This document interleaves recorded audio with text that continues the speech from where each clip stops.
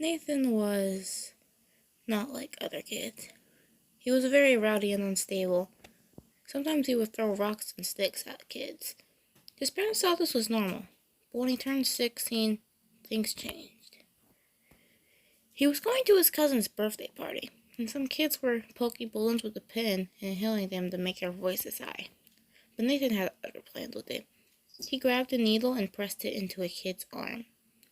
At the cake part, he took a candle and burned the birthday kid on his face, then got a knife and started trying to stab other guests.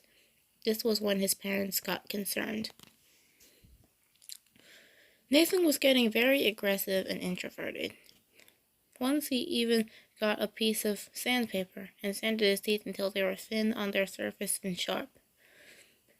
It got to the point where he started to keep himself in his room 20 hours a day, and now had scratch marks on his walls from scratching. His nails became very long and sharp, like claws. One day, though, there were no sounds coming from his room. No scratching, no nothing. Investigating was the biggest mistake his mom ever made, as it was her last mistake. She opened the door. She would only see his bright hair from the backside. He was hunched over, sitting on his bed.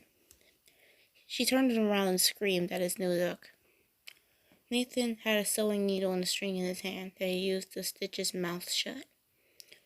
He hissed behind his lips and started scratching her face, scratching her eyes out in the process. She ran out of the room screaming in terror, but unable to see. She fell down the stairs, cracking her head open. His dad took him to a mental asylum. Nathan was so unstable. He was the first to be put in a straitjacket after more than 10 years, after using his sharp claws to make a patient's face like he did to his mom. They could not get the stitches out of his mouth, so they just put him in a padded cell for the rest of the time when he was 16. Nathan is now 17, and it's starting to go crazy. He started thrashing around and ripped up his straitjacket. He ran out the room and jumped on a nurse. She scratched her eyes out and ripped her vocal cords out, letting her bleed to death. A doctor got a box cutter and cut off his hand while he pinned them down, but Nathan fought back. He opened his mouth, prying the stitches off, making his lips gush blood and exposing his sharp fangs. The doctor screamed in agony as Nathan bit down on his arm. A piece of flesh came off, and he ate it.